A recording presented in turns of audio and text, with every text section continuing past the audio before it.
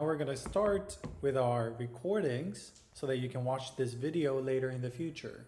숙제할 때 이거 영상 보면서 공부해 보세요. Okay? So what's the title again? Do audiobooks count as reading? So as a librarian, he starts, I get a lot of questions. One I am hearing more often is, do audiobooks qualify as reading? Many people don't think so. There is a pride. What's a pride? Pride is feeling that you're doing better than something else, right? Pride, even a slobbishness, to being well read. So do you feel proud of yourself when you read well? Christine? You can speak. Not you, Siri. So moving on. Telling someone that you have only listened to a certain book usually comes out sounding like an apology. So whenever I ask you, oh, have you read this book and that book? And you say, oh, I've listened to the book. I listened to the audiobook. And do you feel like it's a proper answer? No. So it feels like an apology. A recent NPR IP or Ipsos poll found that it's a poll. What's a poll? You know what it is already. What is a poll? A poll is a survey. Found that 41% of adults don't believe audiobooks qualify as reading. How many people? 41%. So is that a lot or not a lot? That's a lot, right?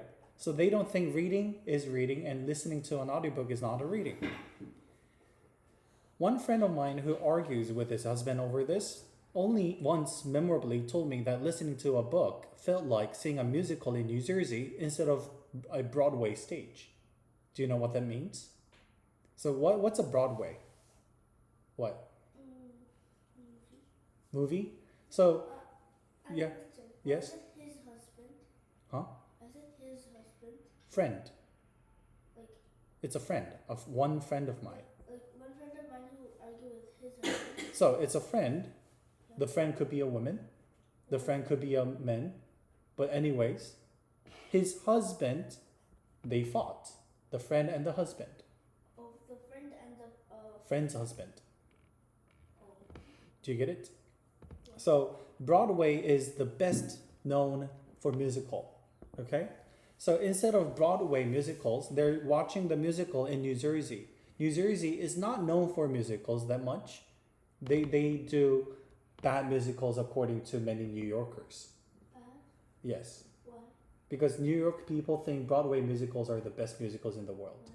Because Broadway is in New York. Oh. Close, but not the real thing. So it's very close musical, but not the real musical. I used to feel the same way myself. A few years ago, sitting in an airport bar, I noticed a man next to me scrolling through his phone as a robotic voice read every word aloud at high speed. At first, I thought it was a gibberish. What is a gibberish? What is a gibberish? Like a blah blah blah saying. Okay? No. 외계어 같은 막 말 이상하게 하는 것처럼. So it's in very high speed. Then I realized he was blind. Using a feature on his iPhone that read aloud the text on his screen, watching him absorbed in the words, taking in their meaning, it struck me that he was reading the same way I did with my eyes. Christine, stop sleeping in the classroom. Sit up straight. You've been recorded. Because I have dyslexia, do you know what dyslexia is? What is dyslexia? No, dyslexia is not a mental disease. Dyslexia is a state of being that you cannot read. Well, we could say it's a mental disease, but it's not a disease. Okay, dyslexia is a state of being where you cannot read words properly. Because we see the words different ways. So for example, dyslexia, this alphabet, people start to see things like dyslexia, something like that. So they see differently. Okay? They see words are wobbling together. It really depends on the conditions, but they don't read like we read. They process reading language differently than other people. Reading has never come easy. So I, the writer, says had a dyslexia, but what's the job of I? Librarian. He's the director librarian, right? So he's a chief librarian, so he had a dyslexia. So reading was never easy for him. After that chance I encounter, I tried a similar accessibility feature on my own iPhone. So what is this accessibility feature that he's talking about? Reading out loud, right? It was a revelation. So was it a good thing or a bad thing? Good thing. For the first time in forever, I could keep up.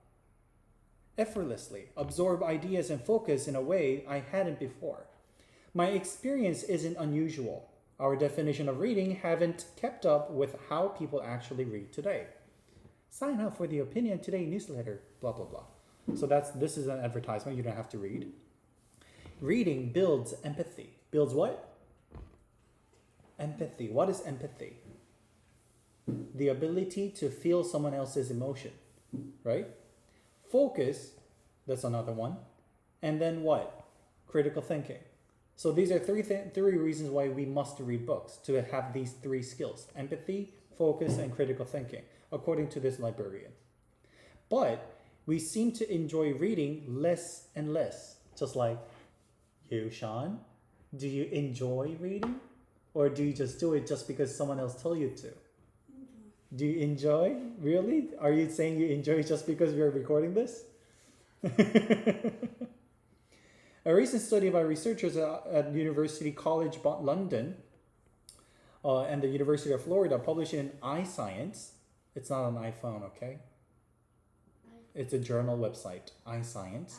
Found a drop of more than 40% in daily reading for pleasure in the United States over the past 2 decades. How many years is 2 decades? 20 years. So within 20 years, people are reading more or less? Less. How much less? More than 40% drop, right? So that's a lot of drop or a little drop? Lots of drop. At the same time, listening to book is on the rise. So that's fine, right? A trend libraries and publishers are seeing firsthand. Audiobook sales reached about $2.2 billion in the United States last year. At the New York Public Library, audio circulation rose 65% in the past 5 years, while circulation of the print and ebook stayed flat. So what rise and what stayed flat? Audiobook rise and what flat? Printed books or ebooks. They stay flat. A pattern mirrored nationwide. Audio has overtaken ebooks in driving growth. So maybe, even as a traditional way of reading book is in decline, how do you read this word? Yes, Christine? Destigmatizing. What do you think that word is? So reading is declining, but audiobook is destigmatizing. Going up. Stigmatize is to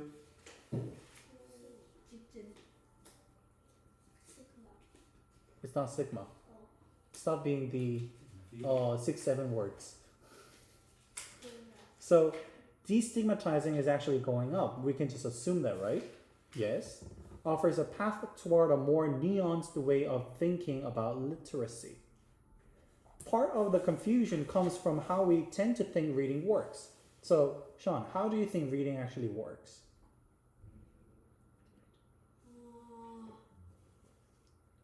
I've already explained you this. Do you remember what I explained you before? So let me go ahead and find a blank page. So we read, right? How do we read? How should we read? We should read by thinking. Okay. How do you think? Asking questions and trying to find answers. That's thinking. Then what kind of questions should you ask? The 5 W's and 1 H, right? And within those 5 W's and 1 H, What are the most important ones? What are the most important ones? Why and how, not who. So these two are the most powerful ones, although you do also have to explain who did what, at where, at when, all those things, okay? So you do this multiple times and you start thinking deeper and deeper and deeper. Once you start thinking deeper and deeper and deeper, the things you have already known expands because you answered to the questions you didn't know before. Now you know more than before. Then you can start thinking from inside the box to outside the box. And how do you explain your new idea from inside the box to outside the box? Do you remember this, Sean? Logic. Logic. What are the three main ways to persuade people with logic? Logos and pathos, right? Good. You remember this. So it depends on how people think reading works. Learning to read with the eyes start with decoding, linking letters to sounds and meaning. Because this thing is a circle, right? Does it have a meaning? Yes, sometimes it can be circle for having a correct answer. When you write an essay and when suddenly a teacher circles a word, that means the word is wrong. It could also mean it's wrong. Circle can also mean 0, right? And also can be or oh, right? So all these scribbles have meaning, and because they are text. And humans have created text to explain the things that we cannot explain with our imagination further, so we made text. So everything with text has purpose. Reading has purpose. Okay? Sean? Read. But once those pathways are built, the brain draws on the same language network to make sense of words, whether they arrive through sight or sound. So we don't only read the text, we also hear the text. Christine, are you sleepy? Then go ahead and sleep. I'll wake you up after class. No, right? No, it's not good. A 2019 study in the Journal of Neuroscience by researchers from the University of California, Berkeley, found that the brains of people reading or listening to the same stories process meaning in almost the same way. Focused listening lights up those networks just as print does. So does it have a difference? Does the reading and listening have a difference scientifically? No, it doesn't. Stop. Casual or distracted listening, like playing an audiobook while doing chores, doesn't appear to engage those networks fully. So while you're doing something else, it's not the same. But attentive listening, what is attentive? What is it? Focused, right? With full attention. Attentive listening can deliver the same comprehension as print reading. And for some people, especially those reading disabilities, attentive listening can improve comprehension and help them stay with the story. In plenty of classrooms, students still track their programs in reading logs and note pages, but not listening time, sending the message that only print counts. We should give students credit for listening to books too. That's what he says. Then do you think your schools should also give you scores when you listen to the books? But how will they know if you have attentively listened or not? Quiz? No, not the quiz, but like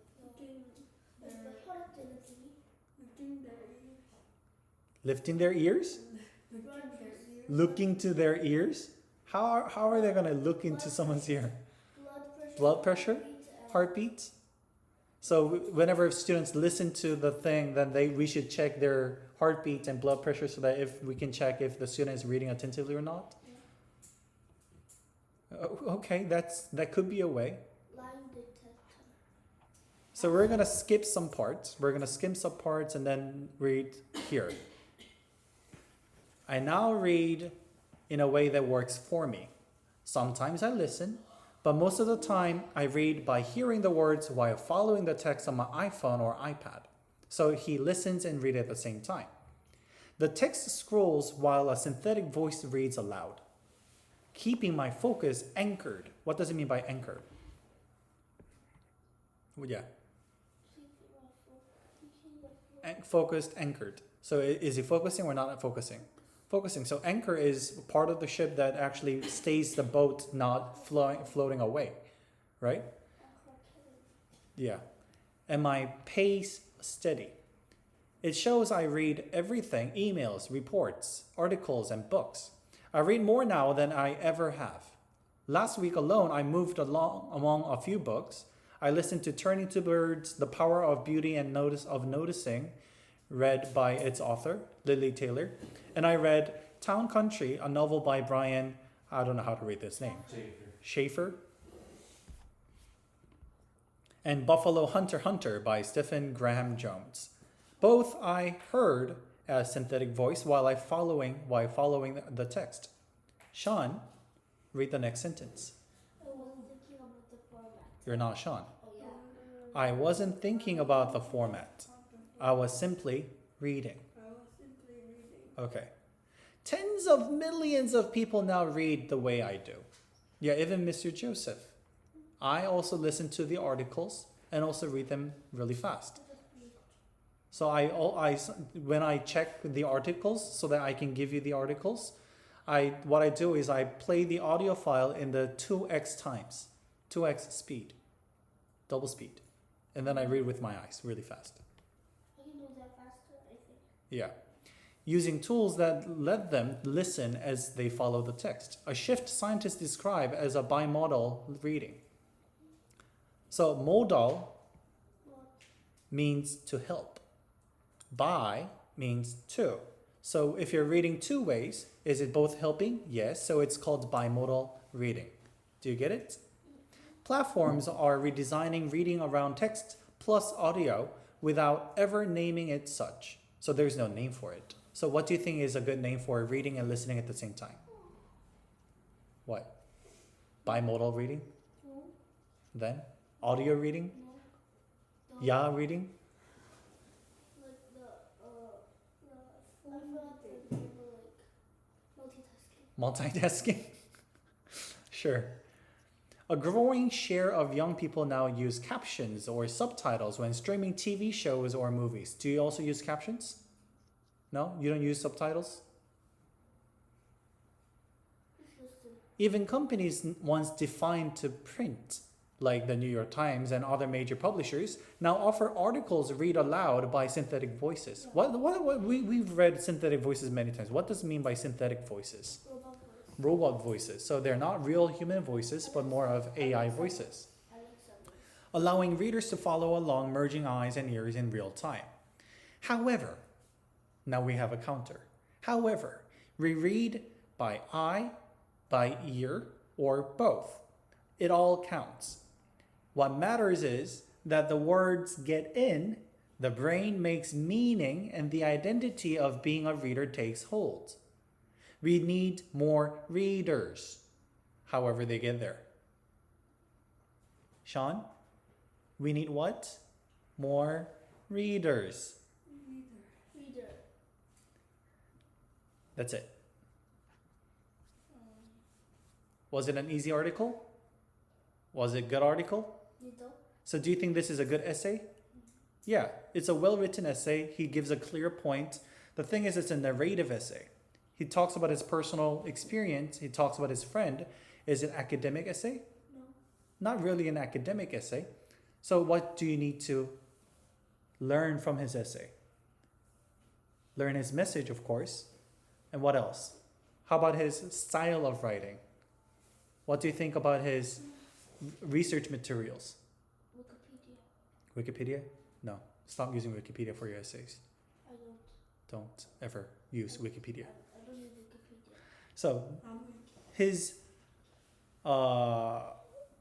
research material, a 2019 study, from University of California, UC Berkeley. Do you think this material is nice or not?